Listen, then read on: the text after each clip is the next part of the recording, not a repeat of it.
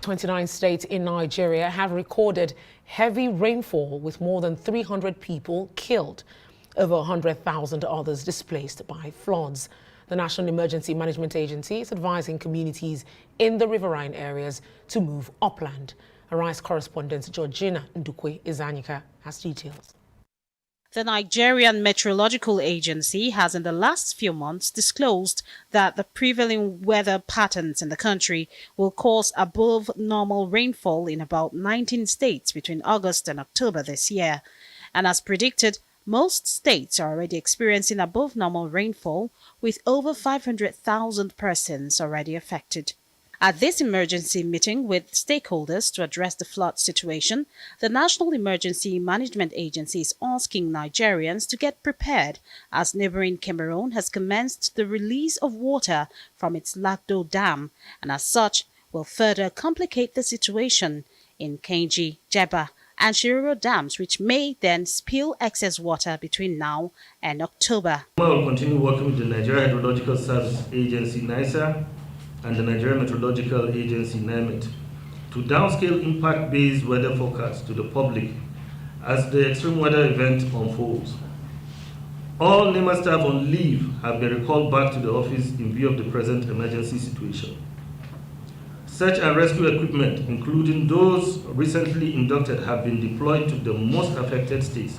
NEMA says it has already deployed search and rescue equipment to worst affected states, while calling on governments of frontline states within the flood-prone areas to evacuate affected communities to higher grounds and stockpile adequate emergency supplies ahead of possible flooding this year. Consequently, I want to advise all the governments of the frontline states to move away communities at risk of inundation, identify safe higher grounds and evacuation of persons, and proposition adequate stockpile of food and non-food items, portable water, hygiene, safety, and security to enable them a fair level of comfort during periods of possible displacement.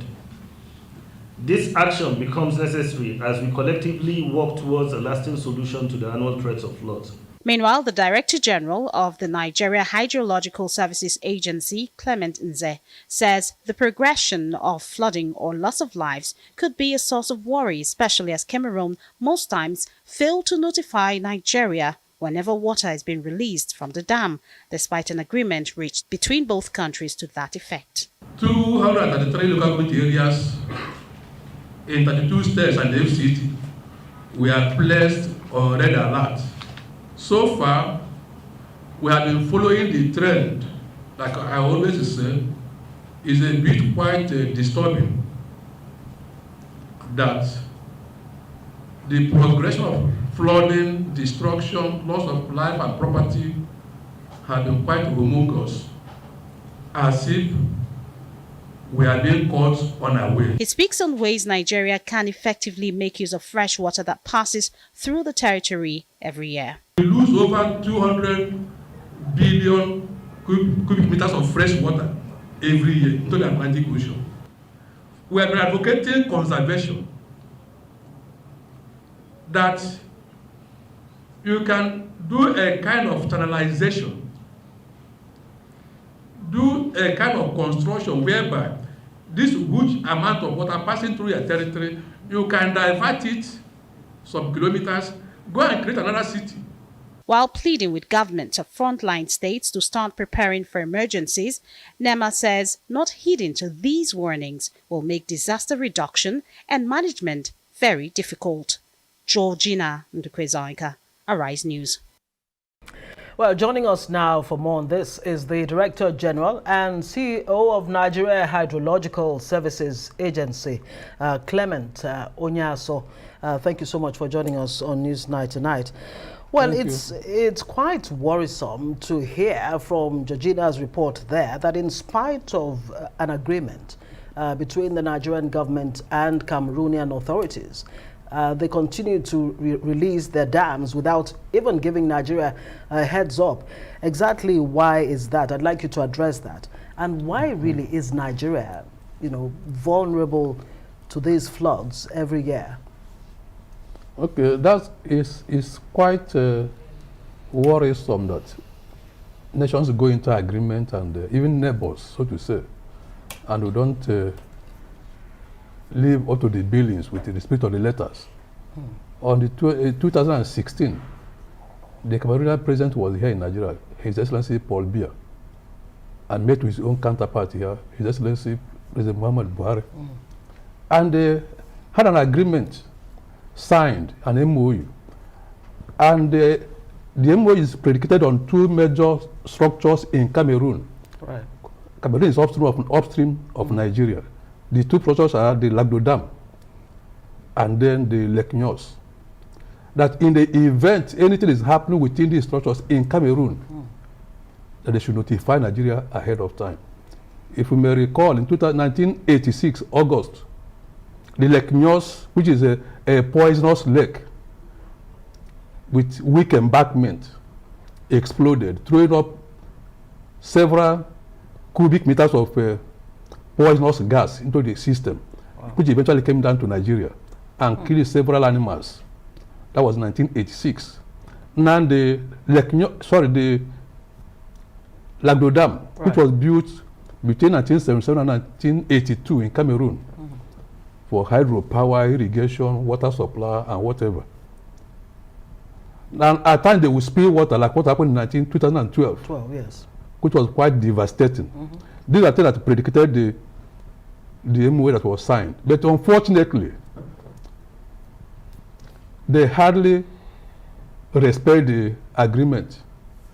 In 2019, that was the last time they released water before this one of this year.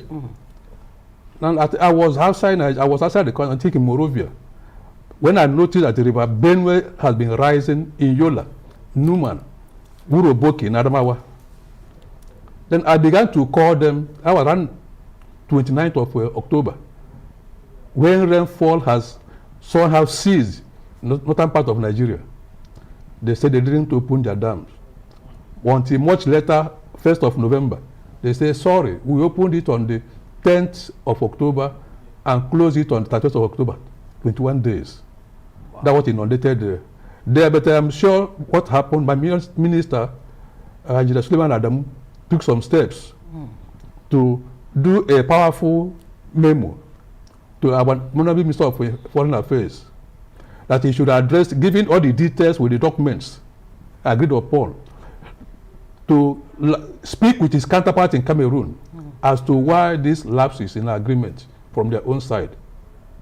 And this one again, being at the heat of rainfall in Nigeria, rainy season in Nigeria, then I kept calling to find out what is the capacity of your dam. Are you going to release water this year? They say no, they're not sure yet, but they will inform us. We kept exchanging messages. I was calling until on the 14th of this month, September 14th. I sent a message to them, please, what is happening? Downstream here in Nigeria, on the Benue sub-basin, we are being flooded. I was told that we opened our gate yesterday by 8:50 a.m. and we are spilling water at the rate of 615 cubic meters per second. So that is what it is. That they hardly inform us. But they are talking about then why is Nigeria always flooded? If you look at what we call Niger Basin, like a Washam Basin, there are 9 countries in that basin: Guinea, Mali, Niger, Burkina Faso, Cote d'Ivoire, Niger, Benin Republic, Cameroon, and Chad. As for Nigeria is there. Nigeria is at the bottom.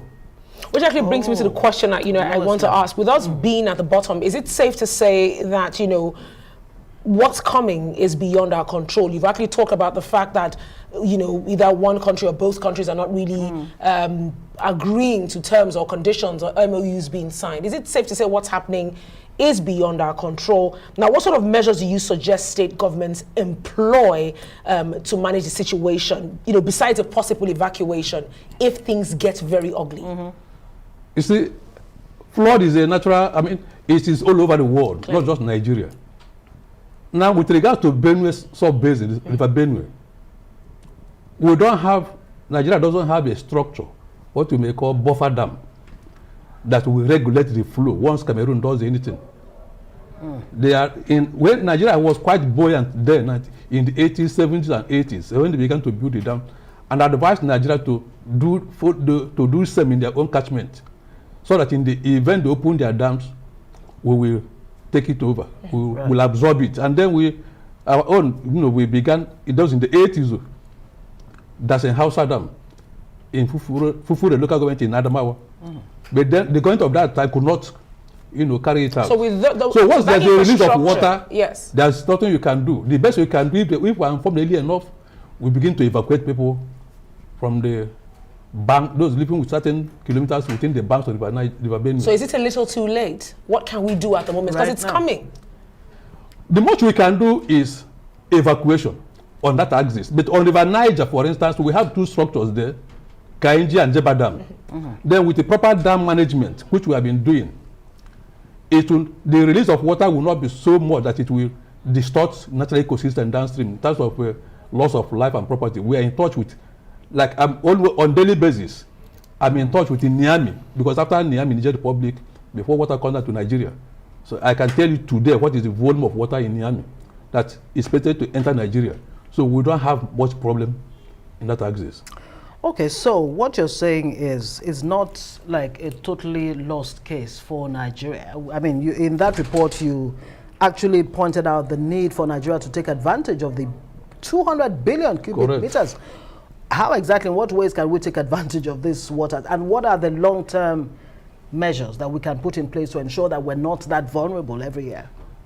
Well, first of all, the issue of dams, we know, although it could be a huge project, so apart from other uses like irrigation, water supply, can serve basically for flood control. There are major rivers, tributaries of rivers Niger and Benue, which are very active, that have been helping to cause flooding within rivers Niger and Benue. Some rivers, if they can put small dams along those tributaries of River Benue, River Niger, it will reduce the volume of water that comes to. For instance, in Katsina River, we have a dam there, Kashimbila Dam. So that one regulates the amount of water that comes from Katsina River into River Benue. If we can have a replicate such a kind of dams on the tributaries of rivers Niger and Benue, it will reduce what is coming in. Then the one I spoke about, channelization, it is a huge resource which we waste down here in Nigeria. When we are negotiating with our other countries, like I mentioned their names, Guinea, Mali, and so on, that they shouldn't take much, because if they take so much, it will affect us than Nigeria. They will ask us, the ones we are allowed to come to you, you don't use them. So if we can do a kind of channelization, we have the Adamawa, Taraba, Benue, Niger, Kwara. If we can create a kind of channel, it will convey this huge amount of water. After getting to a certain level, you will divert it there, build a big reservoir which can serve you for all year round irrigated agriculture and other uses that you can come along with it, like what we have in Jabi Lake. Jabi Lake is an artificial dam, or lake rather. All right, well, thank you so much. Really interesting conversation there on how to manage the crisis that's coming. We've been speaking to Director General and CEO of Nigeria Hydrological Services Agency, Clement Onyaso.